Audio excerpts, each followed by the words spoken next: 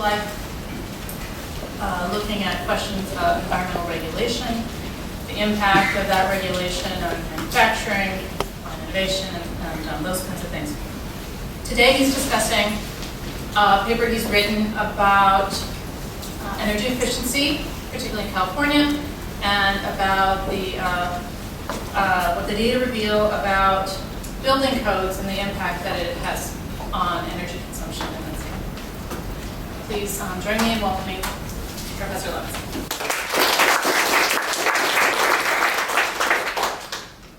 Thanks. Actually, I think I spent my research life writing papers about environmental economics that disappear into dusty academic journals that if they get read by 25 people, they're a wild success, and I get a $300 raise from my employer, and I'm done. And this has been a little bit of a different experience. Last paper and a half I've written about energy efficiency. It's like I've touched the third rail of environmental policy and have gotten the interest and attention and sometimes enmity of a lot of people. So let me describe what I'm doing here. I'm going to look at energy building codes and talk about whether the energy building codes have lived up to their expectations on one narrow dimension, which is saving energy. Building energy codes do a lot of other things, which I'm not going to talk about. They might make us warmer in the winter and cooler in the summer and save us money, but those are different questions. I was motivated in part by the fact that I'm going to study California, and I'm going to study residential electricity in California in particular, and I'll describe why I do that when I get to it. But let me give you some of the public policy claims around building energy codes at the time. So California Energy Commission, which led the nation in establishing these types of energy codes for new construction, and still leads the nation in the stringency of those codes according to a lot of the non-profits that study this issue. They wrote in their annual report in 1979 that the long-term goal was to reduce the electricity and gas used in new buildings by 80% for new buildings that were constructed after 1990. So this is an aspirational goal. Fast forward 40 years, and Tom Friedman's writing in the New York Times that it looks like this has actually borne fruit, that new houses in California use 1/4 of the energy they used 25 years earlier. And indeed, the California Energy Commission in its annual reports estimates that the electricity load, the electricity generated for residences in California is 8% lower than it would otherwise be, thanks to the residential construction codes that the state implemented. And so I'm basically want to estimate I want to verify this claim using some really simple economics. So let me first show you some details of the numbers behind the claims that California put out. So this is a cost-benefit analysis. This is actually one page from a cost-benefit analysis that California did back in 1980 for its new building codes. And the page works in the following way. I should say there's a page like this for every different type of house, for single-family homes, multifamily homes, small apartment buildings, and large apartment buildings. And there's a page for each different region of the country. So this is the page for single-family homes in Sacramento. And on the left-hand column is a whole list of features of the house that has to do with its energy consumption, ranging from the exterior insulation and window glazing down to water heating and lighting. The first column of numbers is the business as usual costs. Those are dollar amounts that the engineers estimated home builders were currently spending on home construction. So $800 on window glazing, $82 on a thermostat, and so on down the list. The second column of numbers is the California Energy Commission's estimate of how much it would cost a home builder to build a house with those features to meet the new codes. So $2,000 on insulation, $2,100 on window glazing, a more expensive thermostat, and so on down the list. And then the third column is just the difference between the two. So that's the incremental costs of the regulations, and they sum to $8,000. So the California Energy Commission estimated that new homes are going to cost $8,000 in 1980 dollars, more thanks to the building codes. And this is at a time when a new house, the median home price in California is about $80,000. So roughly this is a 10% increase in the price of a new home. On the bottom row, of course, is the energy payoff. The estimate was that all the homes, that the business as usual homes would be using about 187 million BTUs per year of energy, electricity and natural gas. New homes 43, and the difference is 144, or 77%. So that's the pen and pencil calculation behind the 80% savings that the commission was hoping for. Okay, so first things first. This is not, I think nobody in this room thinks otherwise, but this is not just a question about a narrow, small, local ordinance in California. It has global or is national or certainly global importance. And I think it's an underreported and underappreciated fact of American climate policy that American climate policy is about energy efficiency. If you ask an Obama administration official what's been done on the environment lately, the answer will be energy efficiency standards for cars and trucks and light bulbs and boilers and refrigerators and freezers and you name it. In fact, I'll give you just one example, the new Clean Power Plan. This is the proposal that was promulgated by the Environmental Protection Agency last spring, went through public comment. It is now due to be finalized sometime this summer. This is the regulation that governs the carbon emissions from existing coal-fired power plants. It gets half of its projected future carbon emission reductions, not from the power plants themselves, but from downstream reductions in energy consumption due to things like state building codes, conservation goals, and so forth. And so if these things work as planned, that's great. If they don't, well, this just illustrates the importance of asking whether they work or not. Okay. So what I want to do is ask how effective these building codes that California implemented back in the 1970s have been. Let me start with a cautionary tale. Evidence that turns out not to be evidence. Okay? This is a famous picture. This is a picture that if you work in energy efficiency, you've probably seen before. It's residential electricity consumption per capita in California from 1963 to 2009 compared to residential electricity consumption in other states. California's been basically flat since the 1970s. In other states, residential electricity consumption has gone up by about a third. And so lots of organizations have pointed to that picture and said this is the result of the regulations that California passed back in the 1970s. Certainly the California regulators did. The World Bank devoted a whole page of its World Development Report saying, look what California did, the rest of the world should follow suit. Washington Post and New York Times op-eds supporting California energy efficiency standards. U.S. Department of Energy and Environmental Defense Fund, among other organizations, have pointed to that picture. The picture even has a name. It's called the Rosenfeld curve. It's named for Art Rosenfeld, who was the first commissioner of the California Energy Commission. It might as well be the logo of the California Energy Commission. So I wrote this paper a while back that said the following, which is that I think most economists look at this and say, well, that's a correlation, not a causation. There are lots of long-term trends that could be different in California from other states that could be driving that gap. It could be the building codes or it could be something else. So I wrote this paper that said you can explain most of that gap with long-run trends that have nothing to do with energy efficiency. Let me give you 3 examples. Number 1, average household size in California has grown relative to the rest of the country.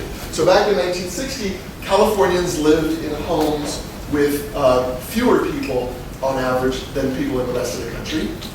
Today, Californians live in homes with more people than the rest of the country. Household sizes have grown relative to the rest of the country. And one way to reduce electricity consumption per capita is to have more people in the same house because we all use the same lights and air conditioning. That alone explains 40% of that gap. What else is going on here? Over the last 40 years, the rest of the country has, the population center of the rest of the country has migrated from the northeast to the southwest where it's hotter and people use more air conditioning. And so this blue line is not a good control group because people are moving to the west and the south and using more air conditioning, driving up that line. And the third thing that's going on is that incomes everywhere are growing. And as incomes grow, people build bigger houses and use more energy. But in California, where the climate is relatively mild, that effect is less pronounced. And so income growth drives up the top line more than it drives up the bottom line. And so that accounts for a big part of that change. And so accounting for all these things, you can explain 88% of that gap between the two lines. The rest might be energy prices. It might be the building codes that California enacted. It might be their appliance standards. It might be a lot of things. But certainly this picture is not informative about if, I believe that this picture is not informative about the efficacy of California's 1970s laws. So we need something else. And that's what this paper's about. So first of all, and so that's why the title is what it is. I want to ask the question, how much energy do building codes really save, with this not being the answer? I want to think about another way to answer that question. So the first question I asked was, why might it be that those engineering estimates, that cost-benefit analysis that California did with the 77% savings, why might that be overstated? And there are a bunch of reasons. It might be that insulation and windows and appliances are used and installed and maintained differently in the real world than they are in the laboratories where they're studied. It might be the so-called rebound effect. Energy efficiency makes using energy cheaper, and so if my air conditioner is cheaper, I might be inclined to use it more. Leave it on when I go to work, turn the temperature down. I might build a bigger house now that my air conditioning is efficient, and I might build it in a hotter place. So all kinds of parts that rebound effect. It might be that the regulations aren't complied with, that the home builders cheat on the insulation and don't install the insulation that they're supposed to. Or it might be what the California Energy Commission calls NOMAD, right? This is the theme of, there's an acronym for everything. NOMAD stands for naturally occurring market adoption. So in other words, things that would have happened anyway. So if home builders were going to install double-pane windows because the rising energy prices meant that homeowners would want it, then we shouldn't be crediting the building codes with getting that energy reduction. The windows may have worked, the building codes aren't getting us anything relative to what would have happened in the absence of those building codes. Okay, so I'm going to look at some data. The main data I'm going to look at is something called the Residential Appliance Saturation Survey. This is RAS. This is something the California Energy Commission has done. It's only California homes. I've got two cross-sections of data in 2003 and 2009. California only, with 20,000 single-family homes. I've got their monthly electricity, and I'm going to focus on electricity, monthly electricity bill from the utilities.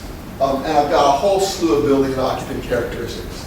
Later on, I'm going to compare that to the Department of Energy's National Residential Energy Consumption Survey, which is a survey that's done in a whole bunch of different years, and sometimes identifies California separately.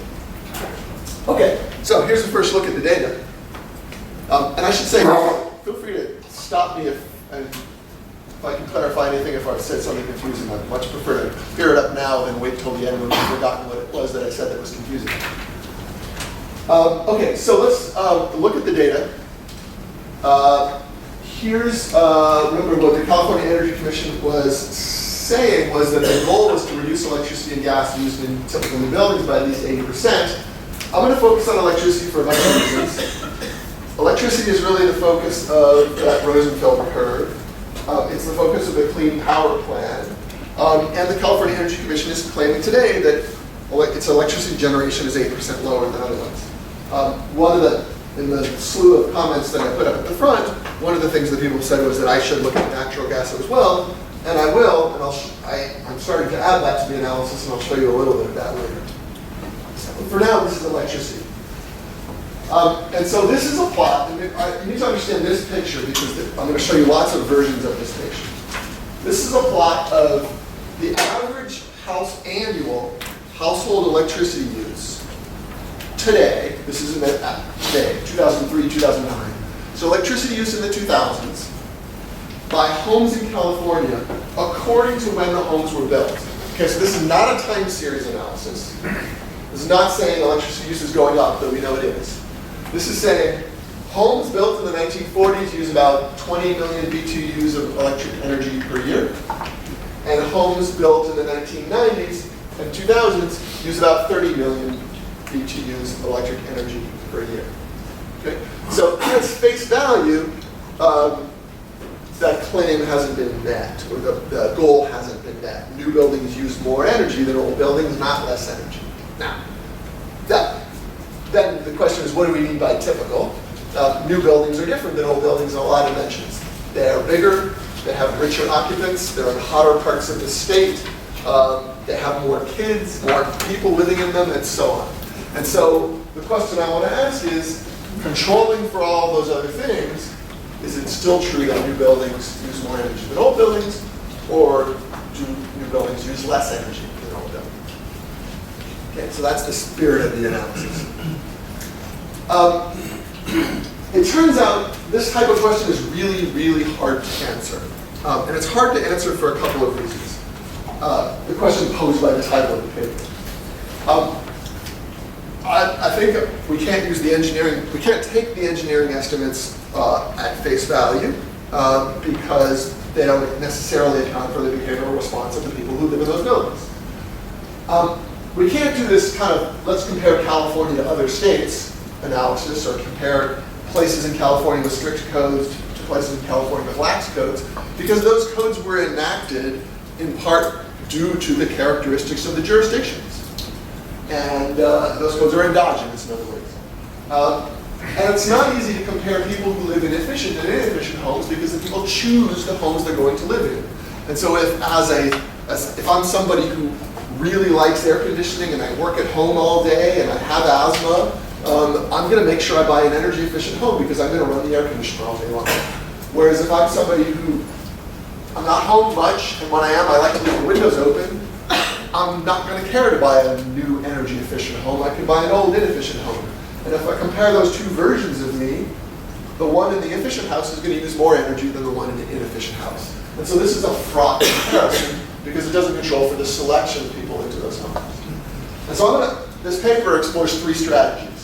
First, I do the naive thing. I do the undergraduate economics paper regression of electricity use on a kitchen sink of right-hand side variables, characteristics of the house, and see how much of this upward slope we can reverse once I control the other characteristics of the house. Second and third, the last two parts of the paper are trying to get at that unobserved characteristics of homeowners and homes that might be correlated with both the energy use and the vintage of the house.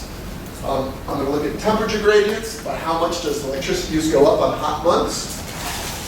And I'm going to look at California compared to other states by looking at the difference between new and old homes in California and the difference between new and old homes in other states. Okay? And that's the outline of it.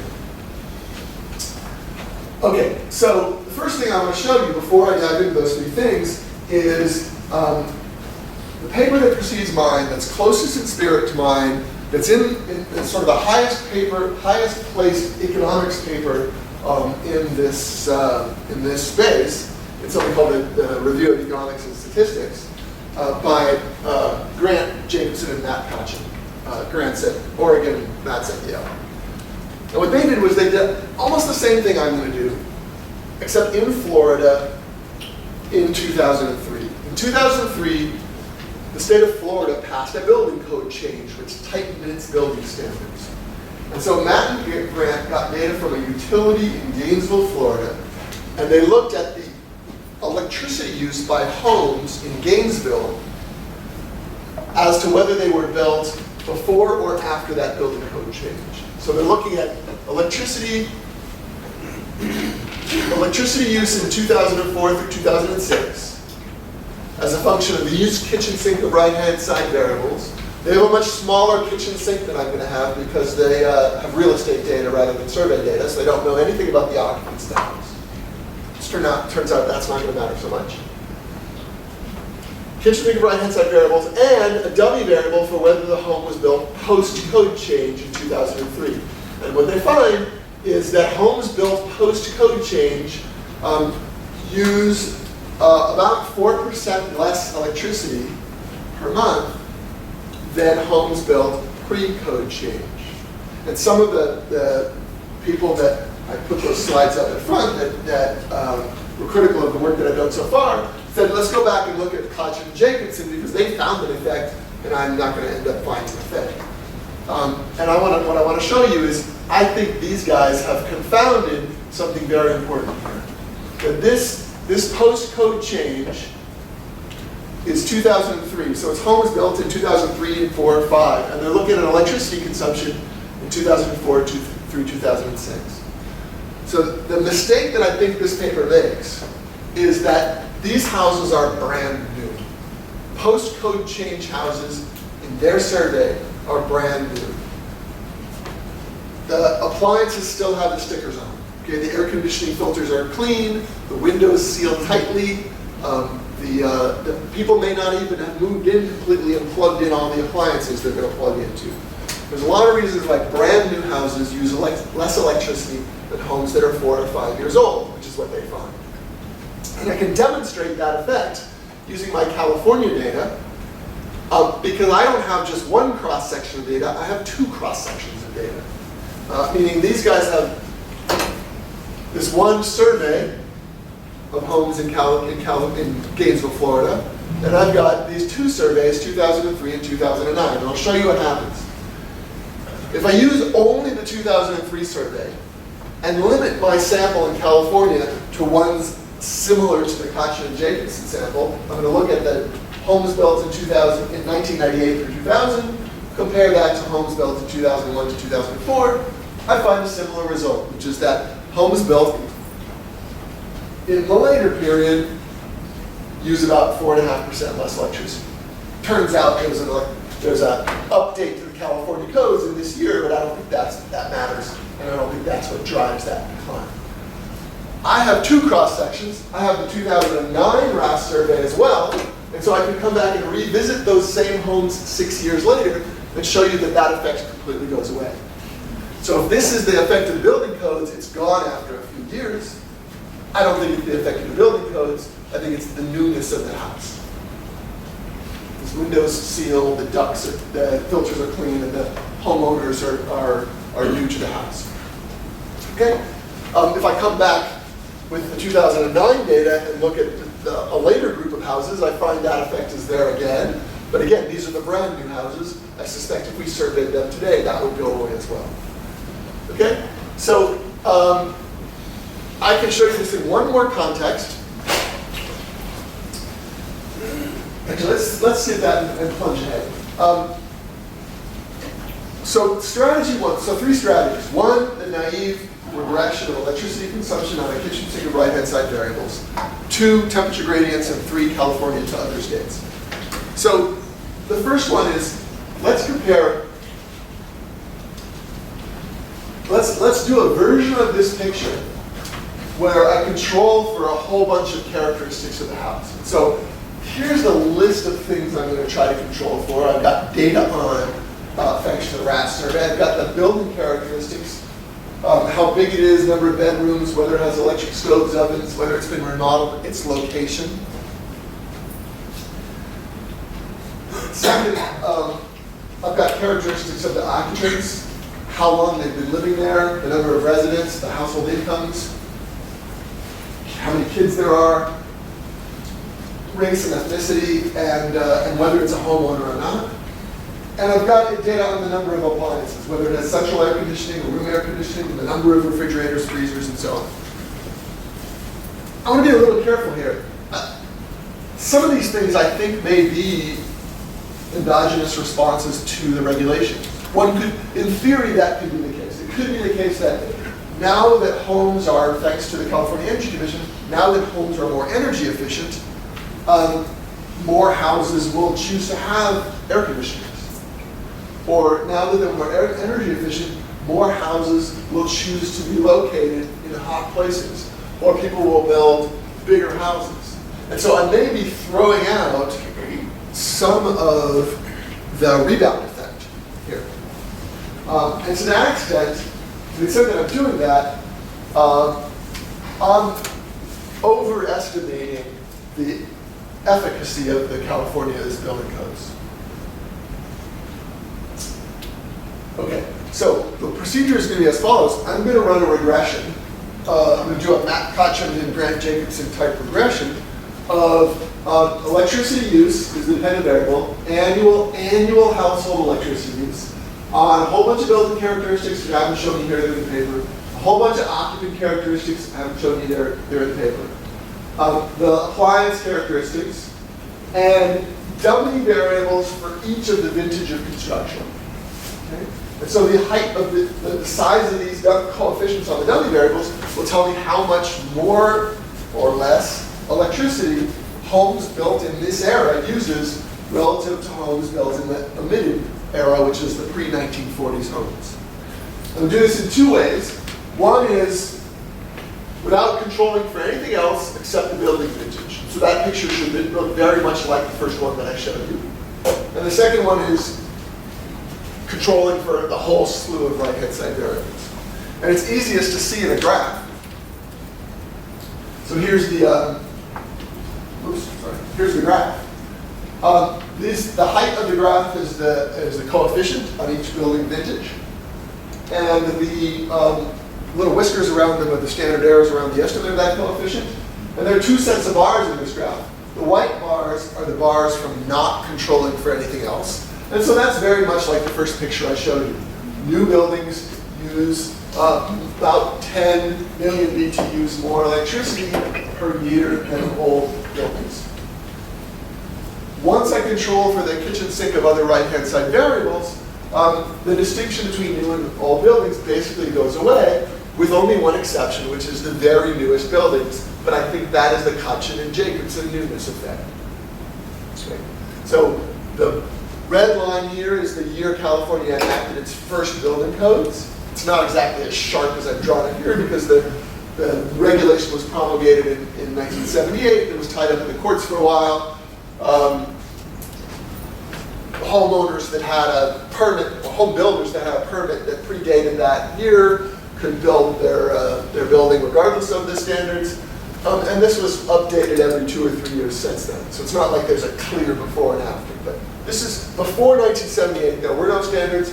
After 1978, there were standards, and they were updated every few years. And so my takeaway from this is that there's not a statistically significant difference between homes built in the post-building code era relative to the pre-building code era. Now, two things about that. One is there is a standard deviation around that, and that standard deviation encompasses certainly 3 or 4 or 5% of electricity consumption, which could be meaningful.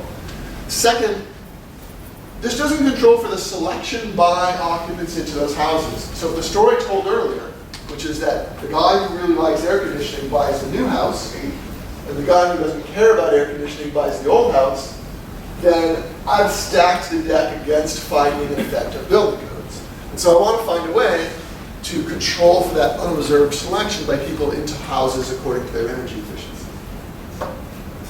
In fact, I want to control for anything that's anything I haven't controlled for that's correlated with both the vintage of construction and electricity use. And one of the things that people have said to me is that I'm not accounting for plug load. Plug load has grown over time. We plug more things into the wall. And I was confused by that for a long time because this is not a time series analysis. Okay? Yes, plug load has grown, but it's grown for old houses and it's grown for new houses. But maybe what those people are concerned about is that plug load has grown differentially for new houses and old houses. And if that's true, then I'm not accounting for it. In other words, if for some reason people in new houses plug in more computers than people in old houses, that's masking the effect of the building. So, strategy 2 and 3 are attempts to deal with anything like that that's something that's correlated with the electricity used by the house, but not correlated. Well, sorry, it's a temperature control for anything like that that's correlated with the electricity used by the house and the vintage of construction. Okay, so what I need are things that drive electricity consumption that aren't correlated with those omitted variables. And so that leads me to strategy 2, which is how much more energy, electricity in this case, how much more electricity is going to be used by buildings when the weather is hot. Yeah. Oh, sorry, please. You haven't mentioned renovations in old buildings. How did you control that? Could you just say a word, because that seems to be coming back in my head. Absolutely. So that's, people do renovations when houses are bought and sold and so on. So how do you account for that? So there's, the question posed is, what do I do about renovations? And I think the subtext is, what may be going on here is that old buildings have all been renovated, so they're all using less electricity. Okay? And I sort of have 2 answers. One, if that's the case, then that may be great.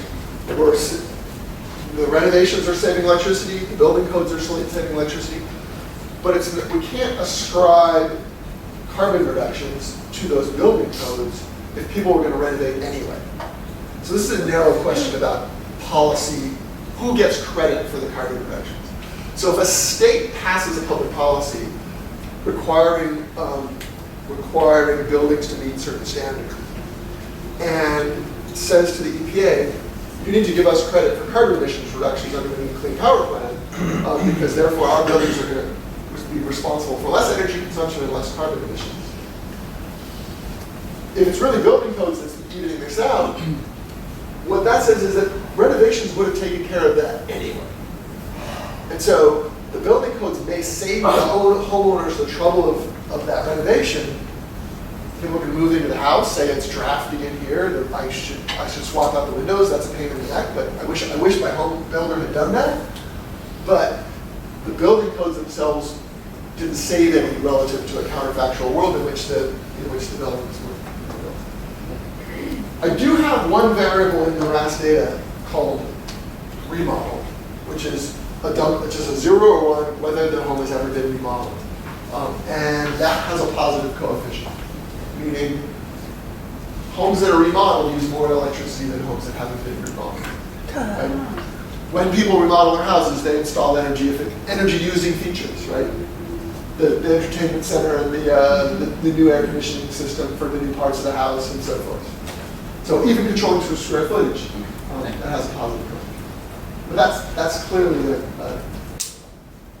efficient.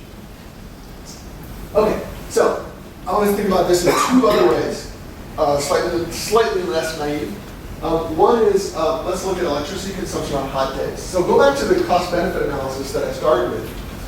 And 2/3 of the expenditures were on what's called the building envelope, having to do with the heating and cooling of the building. And the other 1/3 being water, heater, and lighting. And so this being electricity and me focusing on California, this is all going to be about air conditioning. And you can see in the time series, the annual time series of electricity consumption in California, that it peaks in the summer. It's driven by, it's 50% higher in the summer, driven by air conditioning demand. And so what I want to do is ask the question, how much does electricity consumption go up when the temperature is hot? And does electricity consumption go up more or less in the new buildings relative to the old buildings? If the building codes work as promised, when the temperature is hot, electricity consumption should go up less in the efficient building than in the inefficient building. Okay? So to motivate that, here's 2 pictures. Here's two lines. These are just lines fitted through data. It's just a quadratic in cooling degree days. A cooling degree day is a a day in which the average temperature is 1 degree above 65 degrees Fahrenheit. And so the annual, or this is monthly cooling degree days, is a measure of air conditioning demand in a month. And all I've done here, this is simply motivational, is to plot a line through this quadratic line for two groups of houses. The houses built after 1980, the blue line, and the ones built before 1980, the red line. And so it's upward sloping. Not surprisingly, electricity consumption goes up on hot months, in hot months. It's approximately linear, and so what I'm going to do next, I'm going to take that approximation seriously and estimate linear functions. And the question I want to ask, the other thing you can see is that new buildings use more electricity than old buildings. I haven't controlled for anything else here. We know new buildings are larger and in hotter places, and so that's the reason for that. And so basically the question I want to ask is whether this blue line, after I control for everything else, is shallower than the red line. So I'm estimating slopes of these two lines. Is the blue line shallower than the red line? Because I think the building codes that were enacted in 1978 should make the blue line be shallower than the red line. The way I'm going to do that is I'm going to run a regression like the one I did before of electricity consumption per month now on the cooling degree days in that month, my kitchen sink of right-hand side variables, and so forth, and the vintage of construction fixed effects, those bins like before, and the interactions between the two. And the interactions between the two are the slopes of the lines, one slope for each vintage of construction. And I'm going to do it in two ways as before, once with house controls and one without the house controls. Did you have a question? On the previous page, what was on the horizontal axis? Cooling degree days in the month. So this is, think of it as more than 200 cooling degree days in 1 month. It's degree days. So if today is 70 degrees, that counts as 5 cooling degree days. Thanks. Okay, so I'm going to do this like I did before. I'm going to want one regression where I don't control for the other characteristics of the house, and one where I do, and then I'm going to come back and show you the third column in a minute. Okay, so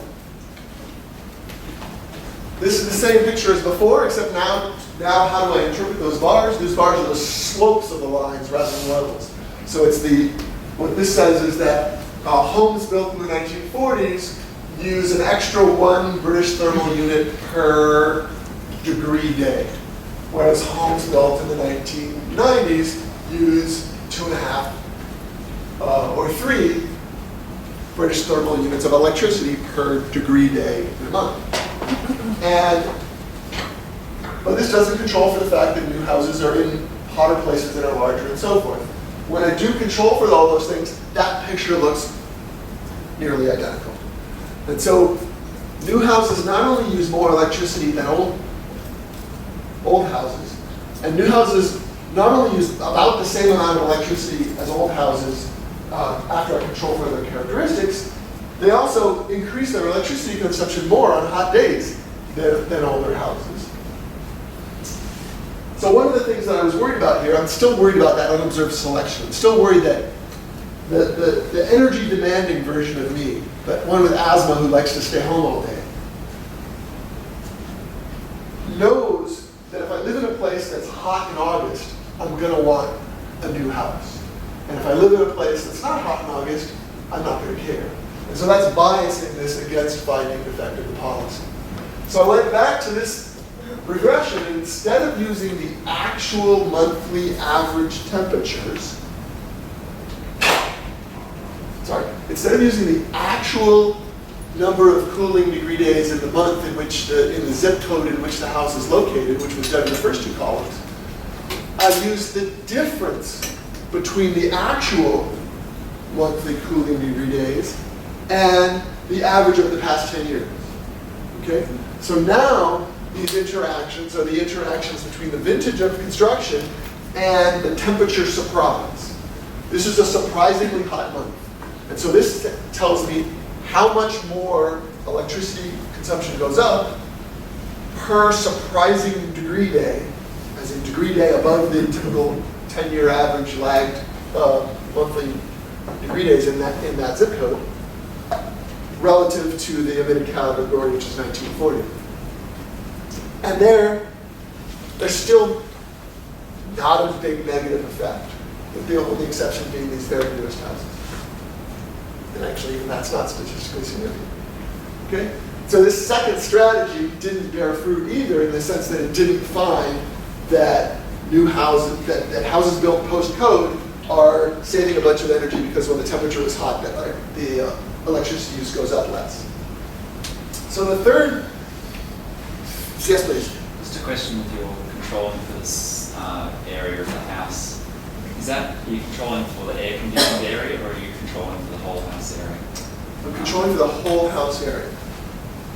Because I mean, is there potentially the effect that people with older houses with air conditioned smaller areas, and therefore the total of I think that may additional well. electricity from air conditioning is a small portion of the total energy use on a given day?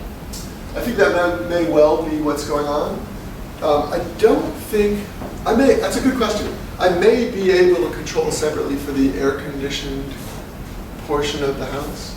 And then we would have a discussion about whether we want to, because that may be a response to the fact that at the end of the day, what we care about is total electricity consumption anyway.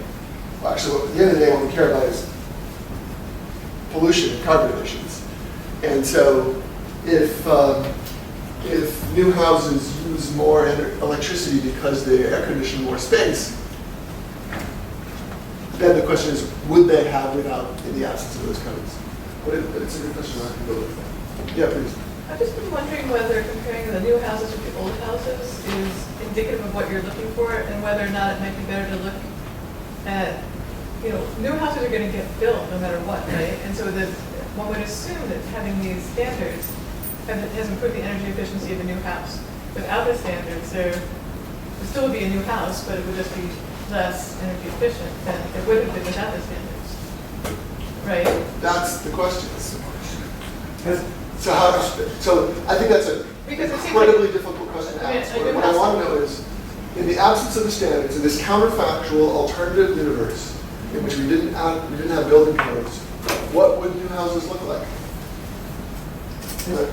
Has anyone tried an experiment? You take an old house and you build a new house of as comparable as possible in terms of area and room distribution and all that, but build a new house according to the better code, and then operate those houses under as nearly identical conditions as possible and see what the difference is. Yes. Because there's also a factor that comes in, and that is also the attitude of the person in the house. There are people, the most efficient building in the world does you no good if you leave the windows open in the winter. Right. No, people have done exactly that. And there are people who are very conscientious about energy, not only for economic, but for conscientious reasons. And there are people who are pigs. I think that pervades life. We can have that. That is true, even outside of the discussion of the energy efficiency world. It's hard to disagree. People have done exactly that experiment. In fact, I think Lawrence Livermore Lab sets up, homes, and they build them with different energy efficiency features, and they have robots turning on the lights and off the lights at the same time, and turning on the air conditioner at the same time, pre-programmed in the same ways, and so they can see exactly how much energy is saved by a home that's built to different standards. But we have a world in which people live in houses, some of them are pigs, not robots, and so to me, I think this is the interesting policy question. That's an interesting science question or engineering question, but it doesn't necessarily translate to the real world, because the world was populated by people with different habits. Yeah, they get different results. They get the energy. That's where the engineering estimates of the huge savings come from. But just going back to the vintage idea, it seems like comparing to just before the standards came into effect and just after this, the types of houses that are built are more similar than if you go back to 1940. I see what you're saying. So when I started the paper, I was going to do exactly that. So I thought this was going to be a regression discontinuity paper. Where I run a regression where the running variable is the vintage of construction, and the sharp break is 1978. And there are two problems with doing that. One is I don't have vintage of construction. I have these buckets. These oddly sized buckets of vintage are just how the data are reported in the RAS survey. And so I don't have a sharp before after. And second, the policy is implemented sort of smoothly. And so there's not this, I can't do that regression discontinuity empirical technique. But that was where I started. Yeah, please. Yeah, building off this last fellow's comment, like my grandfather, for instance, who lives in a house built in the 1950s, is just more of a conscientious individual. Are there any kind of instrumental variables that we could use to regress over for individuals who just save energy because they grew up with the Depression and that's what you did, versus someone like me who I'm a millennial and I just gas guzzle all day because I can't. There's your pig. It's hypothetical. I mean, that's the idea, because you want to see what is the house getting you over me, over the person living in it. So I sort of showed you the list of demographics that I have, and they're not, you know, how much do you like consuming energy or care about the world? But I still have a conceptual problem with, do I really want to control for that? Because in the real world, we don't get to regulate who lives in the house or whether you leave the windows open or drive a lot. This is the question about the building codes, and then people are going to live in them who are going to live in them. I mean, this is all, I'm an economist, and so I'm brainwashed. I think the solution to carbon and pollution problems is a carbon tax and a pollution tax. Yep. And then people who behave like you would pay the price or change their behavior. In 1976, I think it was, Barry Cometer and I attended a meeting in St. Louis where they were talking about a change in electrical rates, because out there you have to have a public hearing for rate changes. And we proposed an inverted electric rate. In other words, the first parcel of electricity used is cheap, so poor people don't get screwed. And then your electric bill goes up, say, it's the square of your electric consumption. Okay. And of course, they call us communists. California does that. What? California does that. There are 5 tiers. The 5th one is cumulative. For water, they're doing that as well. What? In California, they're doing that for water too, based on consumption. Yeah, sure. Oh, I was just going to add some variables, you know, as if there aren't enough, but poor workmanship when regulations are first implemented. You think of efficient toilets, they were very poorly built at first. So, you know, if you're comparing just the first few years after regs are created, you're going to have workmen building houses in new ways with new materials built by manufacturers who have never built them before, et cetera, et cetera. So that could be an issue. And also, you know, if California passed these regulations, they're being a big market, but they have influenced the rest of the country in a downward direction in terms of energy use. And would that impact the comparison of California with the rest of the country? And so I just want to mention those, but I did want to ask, is there any proof that people actually choose houses according to how efficient they are? Because you keep mentioning that, and I've never heard of, you know, it's not like people even know how much energy a house uses. So I'm wondering if you know, that not a rebound effect, but just whether that actually enters into any home buyers. So there's 2 things going on. One is the rebound effect, which is that after I buy it, the behavioral response to the characteristics of the house. Yeah. And I'm controlling for things that I think are rebound. So I think in that sense, I'm overstating the efficacy of the policy. The other thing is the selection. Do people select into the homes? Right. Yeah. And that's the pre-purchase Right. And that's what I'm bias. And that's working the other way. That's working the other way. In that case, I'm understating the efficacy of the policy. Both those are really hard to estimate. Right? Those are behavioral. We can't estimate that. What we would like to do is run an experiment in which we randomly assign people to live in houses like a randomized controlled trial. And we can't do that. And so we think of... you could interview home buyers and find out whether they actually... Yeah, I don't think it's really... Yeah.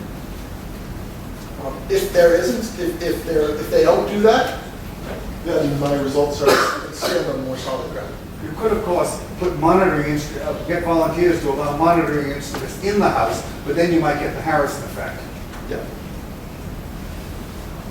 And I don't know what the monitoring, I mean, I have their electricity consumption. No, I mean monitors on each light switch, on the temperature in each room, that kind of thermostat setting, all that kind of data would be collected on a big data logger, and you could then find out the effect of personal switch throwing. No, I don't know. I mean, if people have made that point to me. Do we go to Google? One. Oh, we got into one? Yeah, okay. We can take. People have made that point. I'm basically done.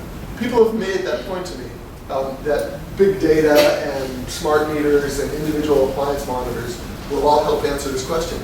But I don't know conceptually, for a couple of reasons. One is, at the end of the day, all we care about is total electricity consumption, because Well, you also have what's called a Harrison effect. Knowing you're being watched affects how you behave. right. But even absent that, the planet doesn't care whether the carbon came from your light switch or your air conditioner or your refrigerator. So if electricity use doesn't go down with new building codes, then they're not saving that much electricity. So, what are you recommending? If the final argument is building codes are relatively ineffectual, then where do we go from here? So here's what I'm worried about. Okay, the American Council for an Energy Efficient Economy last month released its this is a computer program that state regulators can download, and they can plug in the features of their proposed state building codes so that they can comply with their obligations under the Clean Power Plan. So there's a 12-page white paper that says, here's what you have to do, you state regulators, so that your state building codes, you can calculate the carbon emissions reductions from your state building codes and use those under the Clean Power Plan. The EPA is proposing to let states trade those things. So my state can impose a building code, plug in the numbers to this computer program, generate some carbon reductions, and sell it to New Jersey. And I just think there are a lot of quibbles with the analysis that I've done. You could have a lot of quibbles with them. But I think one of the takeaways that I have from all of this is that this is a really hard thing to demonstrate empirically in the real world. In the laboratory, it's easy. Out in the real world, where there's all kinds of behavioral responses, it's tremendously difficult. And so I'm worried about a computer program that can be downloaded to generate a number that complies with the U.S. carbon goals. We might be congratulating ourselves, patting ourselves on the back for meeting these great carbon emissions reductions, while meanwhile actual carbon emissions continue to increase. What do I recommend? I'm an economist. Carbon taxes. It's carbon taxes. So with feedback reporting, so that you know exactly what you're doing.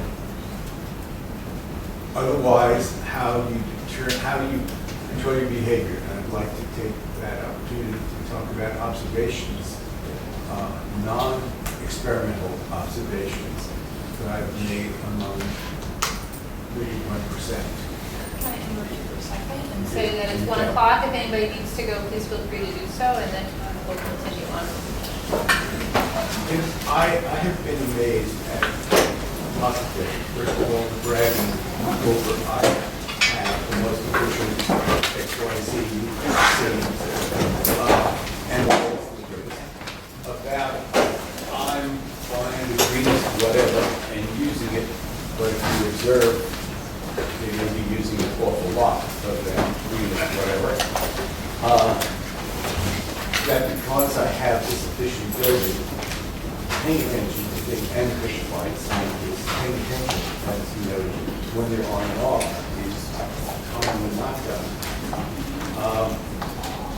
Whole house, even though homes are zoned, in many cases to many zones, that zoning is not necessarily applied, again, the behavior you noted. So it's one thing to control use. It's one thing to enable use. It's another thing to control use. And what I'm suggesting is my undocumented observations are that enabling is in no way sufficient, which sort of agrees with your conclusion that you have to effect control even if it's by means of feedback information with respect to class uses, so people understand what it is they're doing. Otherwise, they're living in an open loop universe, and I want a closed loop universe.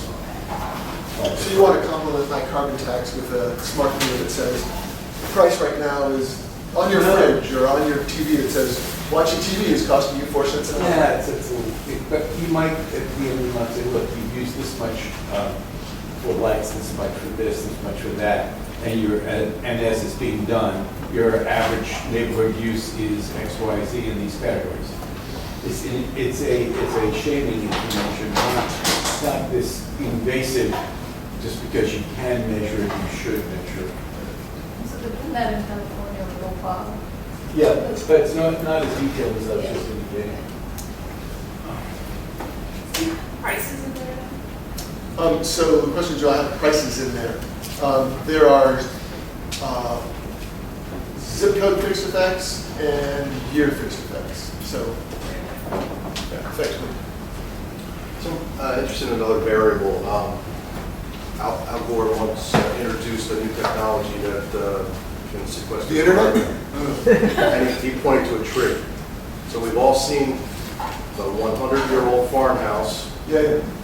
on 100 acres with 95-year-old trees on the western side of the house.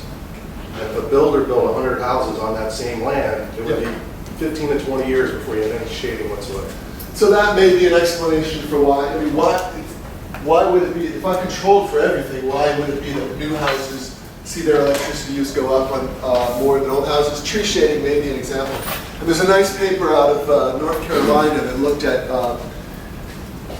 satellite data on places where trees were cut down. So suddenly the tree shading was removed because there was a diseased tree or whatever. And you see the electricity use go up a bunch. It's not that much, but it could account for some of that. That's a good point. Well, that's a different question. The embedded energy in construction, because all the energy involved in the materials and process, is generally extended to 60 years in the United States. It's often a term called energy, leave it as a name. 60-year lifetime. In other words, there's no residual value after 60 years. From a building code /employment /modern standards point of view, could you imagine some merit in have licensing dwellings, commercial or residential, for 60-year lifetimes? After all, when you talk about creative destruction, you're really talking about lifetimes of that order that are driven by economic opportunity because of the value of the land. Take a look down here on 27, right, as you go south, go north of me. All those homes that were built in the 50s are being destroyed one by one because the land is now more valuable than the homes you can put up a McMansion. So there's gentrification, if you like. So by licensing, you mean you would prevent people from destroying homes until 60 years have passed? No, change your system from asking. Or From require- ownership to licensing, in a sense, right? After all, there are countries that take Switzerland, you don't own the land on which your house is built. It's got a 99-year lease, right? Yeah. So this is not craziness. This is available. Well, just because other people do it doesn't mean it's not craziness. Well, Are you saying that? Are you saying I'm culturally biased. Are you saying you require that the house be knocked down after 60 years? Yes, that's what I just said. Well, what if it happens to be a very efficient house? Let's say 60 years ago, some guy built a really super duper efficient house. The technology existed back in 1955 to build a super duper efficient house, and some people did just to demonstrate that they could. You're going to knock it down? You're talking about a fraction of a percent. I don't think it's a valid But in argument. China, they have that where you own the building but not the land, and then the incentives to maintain the house from your 40 or your 30 or 60 is very low. and- You have this in vehicles, again, go back to Switzerland. Your vehicle is inspected periodically. If the rust on the undercarriage exceeds a certain fraction, it is not approved for road use. End of story, it has no value. That's a Call it scratch. junkie. Exactly. And these are not crazy ideas. They are done for various kinds of goods in various kinds of places. We have inspection here, and I've gotten flunked for having too much corrosion and rust back in the old days. So, we could apply it broad-based. Well, Okay. Thank you. You know, I think there's another thing. We should maintain a few coal-fired power plants. And, but they should not have mechanical stokers. And they make a survey of electric consumption, and the fraction of the population, whatever is necessary, that consumes the most electricity for the next month have to work at the power plant shoveling coal. At least in this life, but not in the next. It might not be. I got some hate mail from this paper, I said something like that. I don't think that one would bomb. No. The whole carpet, the large part of carbon tax, based on regulations, basically aren't delivering what they're supposed to be delivering. What does that do to carbon tax? It's the concept just not. I mean, one goes and trades something that doesn't have substance that, I mean, it falls apart, doesn't it? That's what, it's the color additional, right? Carbon rule. It's not additional. I mean, you're not, It's counterfeit money. it's counterfeit money, and then you should be able to scheme it, scam it, whatever. This is not, I mean, so that's not an